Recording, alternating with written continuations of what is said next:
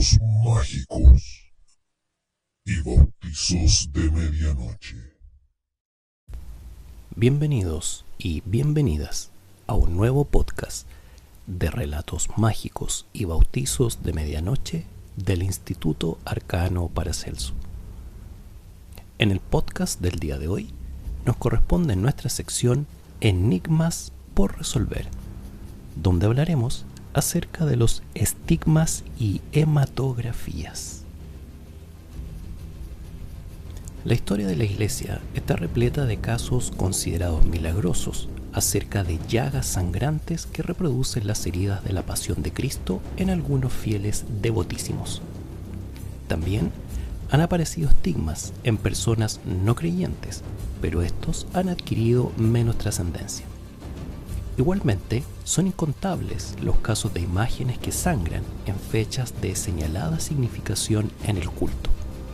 La moderna parapsicología busca una explicación convincente a estos fenómenos hemáticos y sus argumentos son sumamente interesantes. Los descubrimientos acerca de la estructura químico-molecular de las proteínas y los ácidos nucleicos, las exhaustivas investigaciones acerca de los mecanismos eléctricos de la membrana en las fibras nerviosas y la comprensión de las reacciones químicas que rigen el metabolismo de vegetales y animales han contribuido a descorrer los penúltimos velos que ensombrecían las bases biológicas de los organismos.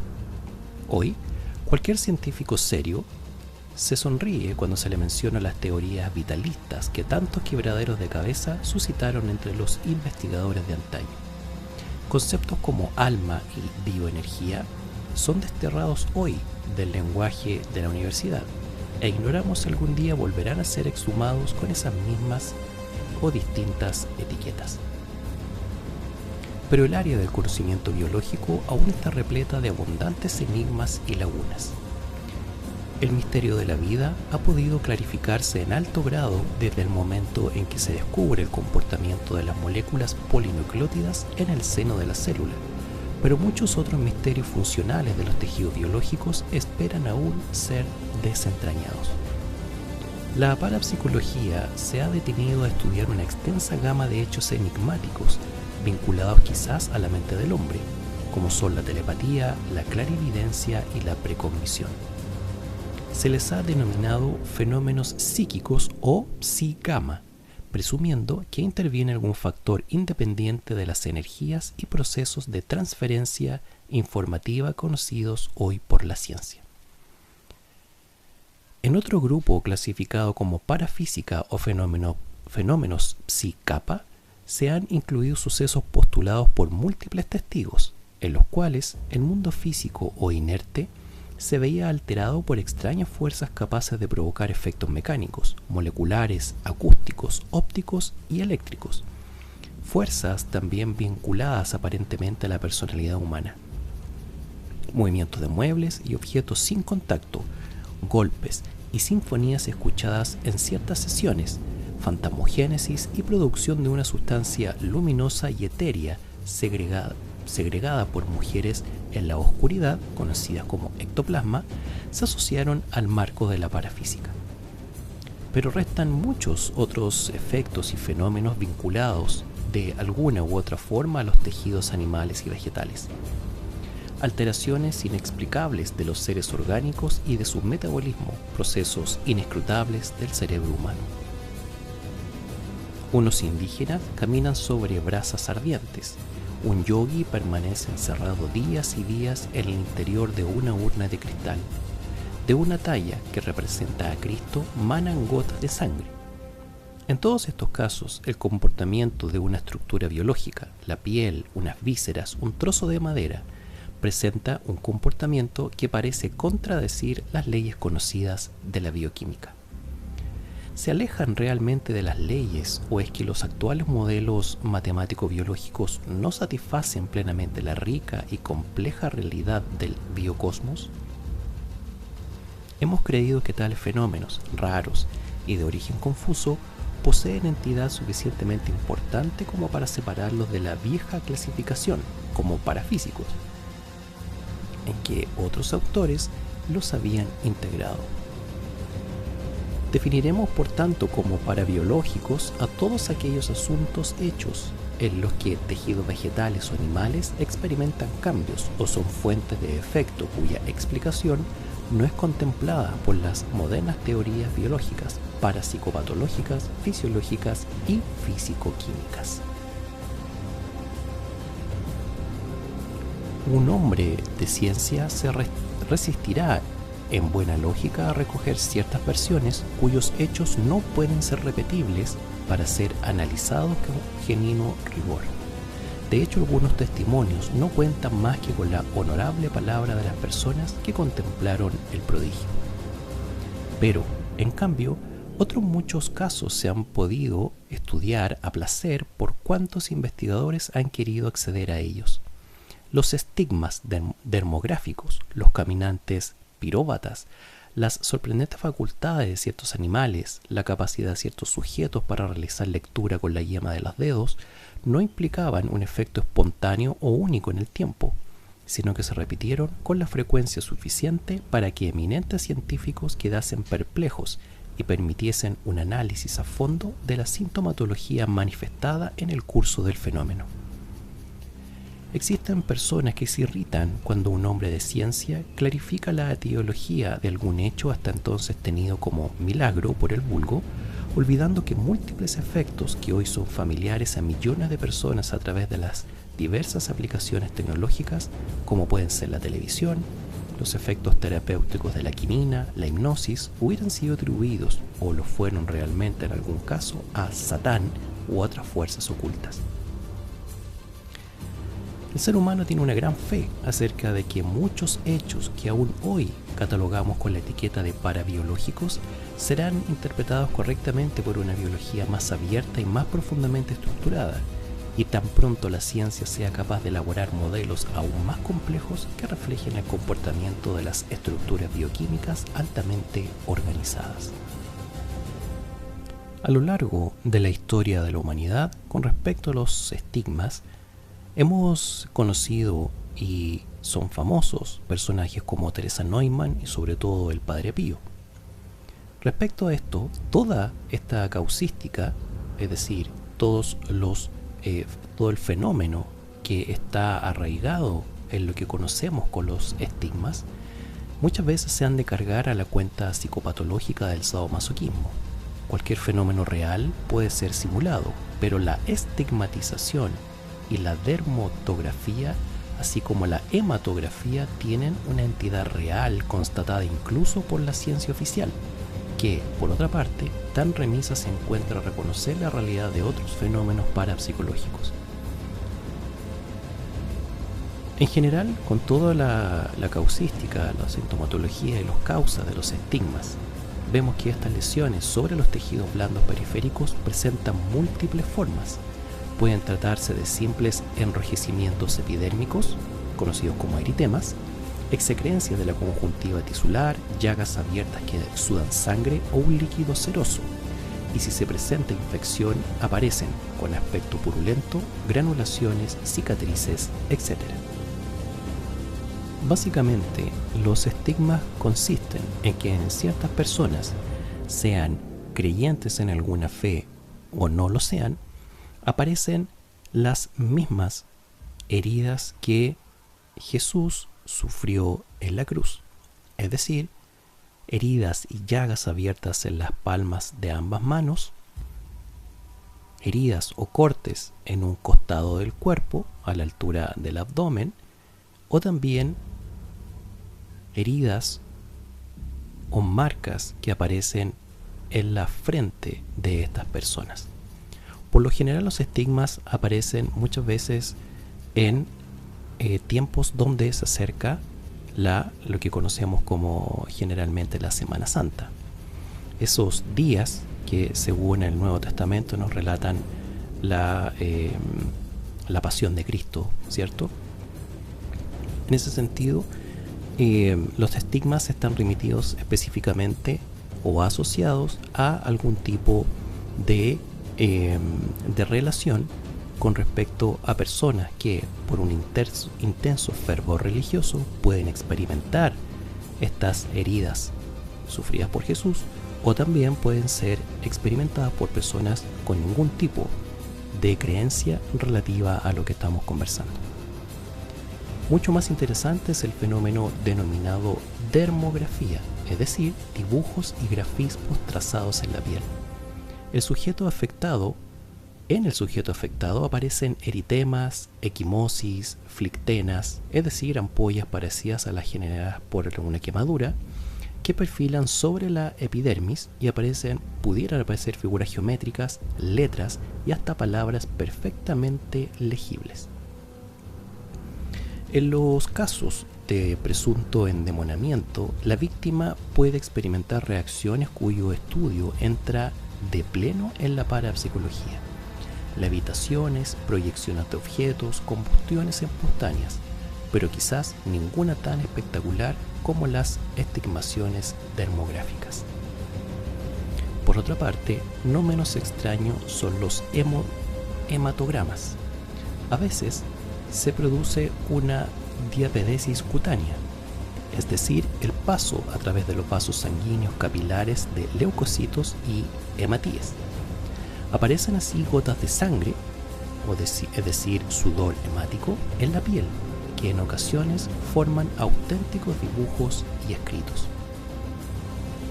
La etiología de estas sorprendentes reacciones epidérmicas no está totalmente clarificada, aunque comienza a vislumbrarse a la luz de la psicofisiología una posible solución. Naturalmente, en los primeros tiempos, el origen pareciera atribuirse, según los casos, a una trascendente acción divina o a la influencia demoníaca. Con el nacimiento de la metapsíquica en el siglo antepasado, precedente de la moderna parapsicología, se refuerza el interés de muchos investigadores.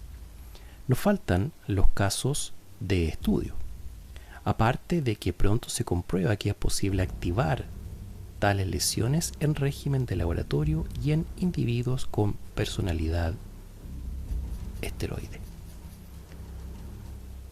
Una serie de hipótesis comienza a ser atentamente seguida por los diversos estudiosos. En primer lugar, se habla de una posible acción telérgica. La existencia de un fluido o una forma de energía biológica emanada del cuerpo humano y capaz de interaccionar con otros objetos y por supuesto con estructuras orgánicas, por ejemplo tejidos animales y vegetales, modificando sus bases morfológicas, constituye uno de los postulados más caros por parte de algunos parapsicólogos.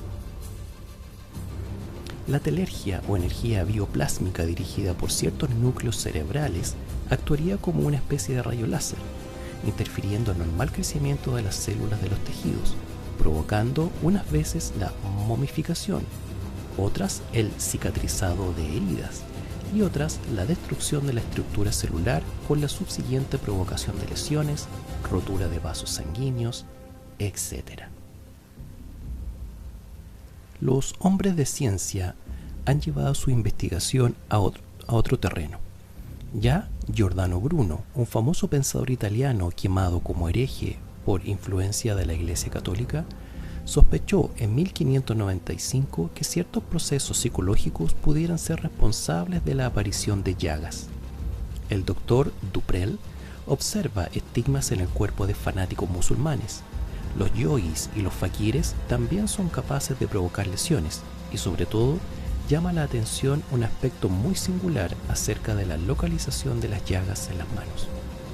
Todos los estigmatizados presentan sus heridas en la zona palmar. Sin embargo, un estudio riguroso de la crucifixión señala que la perforación de los clavos no pudo producirse entre los huesos metacarpianos, pues el cuerpo se hubiera desprendido de la cruz por desgarro de los tejidos interpalmares. La transficción se realizó por la muñeca, probablemente penetrando el clavo por el punto de Destot entre los huesecillos carpianos. ¿Por qué estos santos y exaltados llegados centran su estigma en la palma y no en la muñeca? Simplemente porque es la imagen mental que les ha quedado tras contemplar las pinturas de la Pasión, realizadas por excelentes artistas, sí, pero carentes de documentación anatómica o traumatológica. Gilles de la Tourette postula que el histerismo puede ser el responsable de ese cuadro sorprendente. La neurosis de conversión o histeria fue en un tiempo muy frecuente en las mujeres, lo que explicaría el elevado número de estigmatizadas. Esta enfermedad psicológica se caracteriza por la existencia de ciertos conflictos a nivel subconsciente que se manifiestan psicosomáticamente. Desde mucho tiempo atrás se sabía que ciertas representaciones mentales pueden proyectarse externamente en forma de movimientos musculares, alteraciones de nuestra actividad endocrina u hormonal, perturbaciones en nuestras funciones renales, circulatorias, metabólicas. Un sonámbulo que deambula por la noche, una mujer que sufre trastornos digestivos tras una fuerte discusión conyugal, una jovencita a la que se le retira la menstruación tras una fuerte emoción, o un individuo al que se le aparecen síntomas de ceguera o una parálisis de brazo, sin causa orgánica alguna, son otros tantos ejemplos de cómo la mente puede influir sobre el cuerpo.